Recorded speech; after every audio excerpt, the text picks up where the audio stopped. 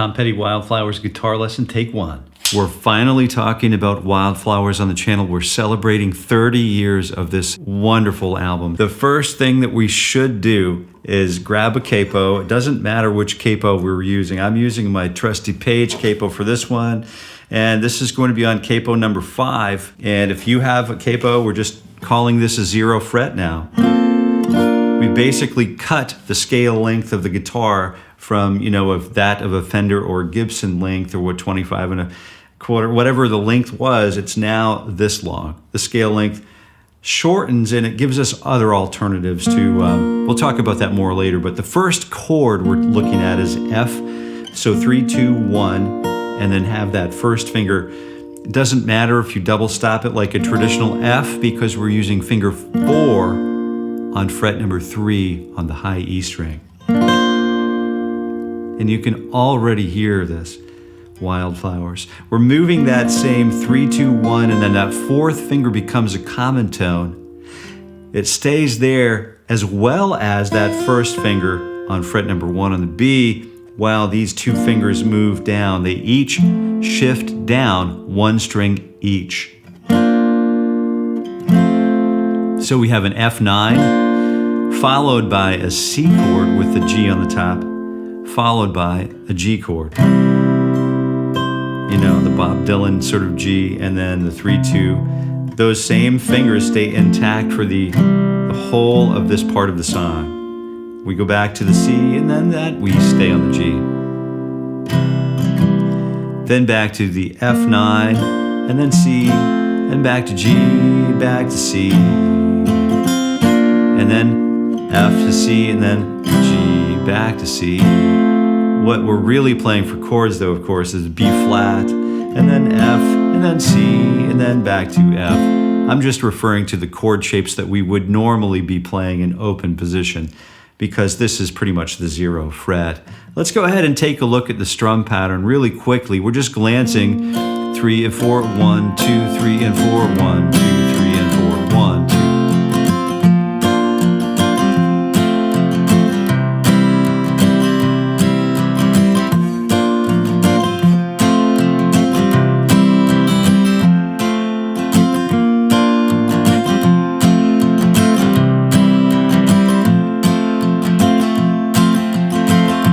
I'm just thinking down 2 and 3 and 4 and 1, 2 and T and 4 and 1, 2 and T and 4 and 1, 2 and T and 4 and 1, 2. And then we just hang out on the G or the B, the C.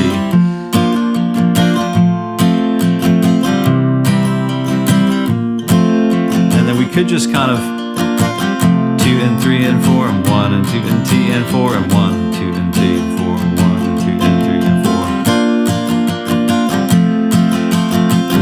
It just could be all eighth notes if you wanted it to be a little simpler.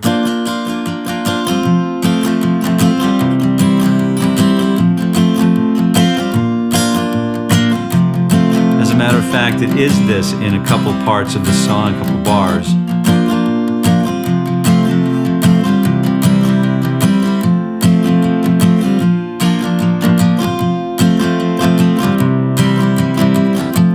Before we get on to the next part of the song, I wanted to cover with you quickly how I'm holding the pick. You notice that I'm holding it sort of with it's resting on the index and middle fingers, and the thumb is in the middle, holding it secure. It's not like I'm using a bluegrass stroke here. I'm using this stroke because it allows the pick to breathe a little more. So that's what's actually going on. Hope you find that helpful. The next part of the song is when we move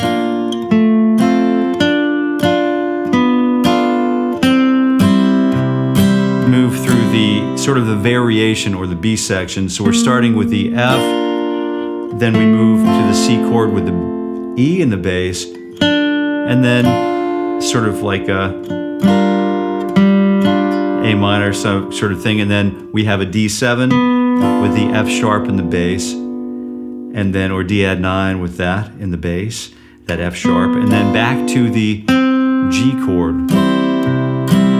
So we're going to do this F, E, A, and then F sharp. All of these notes are in the bass underneath, an F chord, a C chord, an A minor, and then a D7 chord, and then G. So if you don't want to be bothered with the melodic movement or the bass region movement,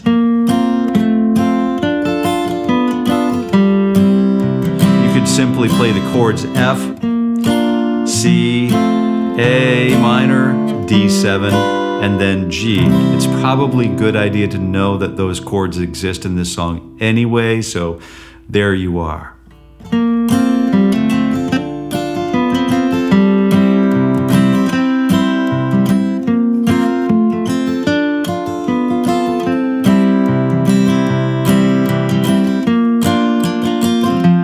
And then we head back into the verse.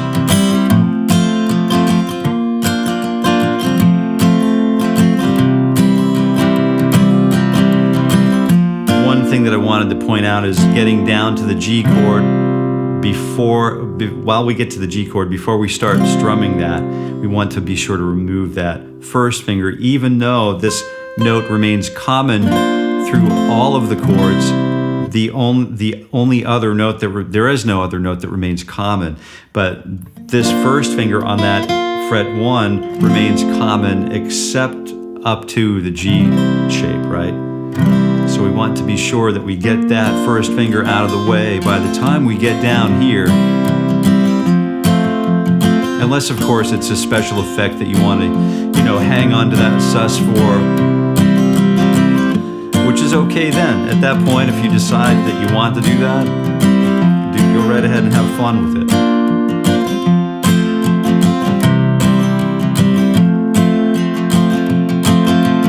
Okay, the melody is next. So if you've been sticking around this channel, I think it's personally important for me to know and at least understand how to play the melody on my principal instrument, which is my guitar.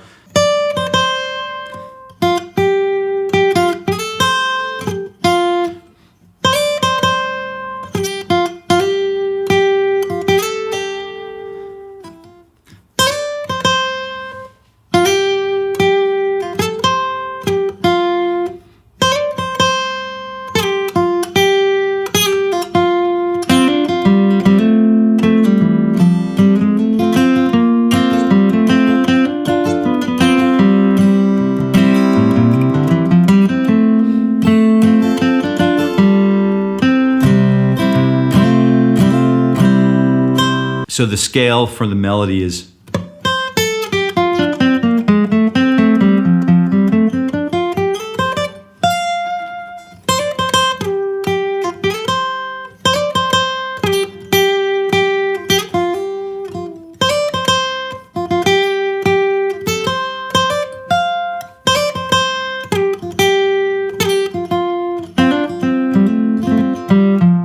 C major pentatonic. So we start with finger 1, or, well, it's actually not C, it's F major pentatonic, isn't it? But we have that fret 1 on, it's fret 6, but I'm going to make reference because we were using the capo to fret 1, 3, and then 5, and then finger 1 on, where basically when we slide that third finger up, we're setting our first finger up for fret number 3 on the high E string. Again, 0, 1, 3, right?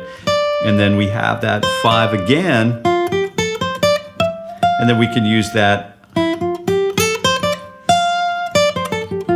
shape up here as well if we wanted to start, for some reason, playing some solo or improvised melody over the song.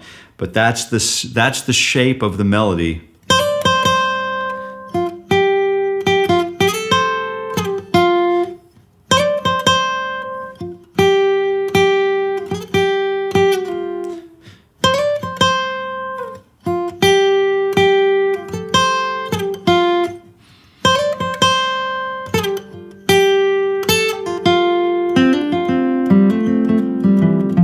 If you liked the video, I would thank you to like, share, and subscribe Ding the Bell we have a morning ritual for guitar growth. We have other live streams that you're going to love. We have a lot of resources that we give away for free because we need these things. If you like this video, you'll also like this Tom Petty video here. And I guess that's it for today. And until we meet again, I wish you happy picking.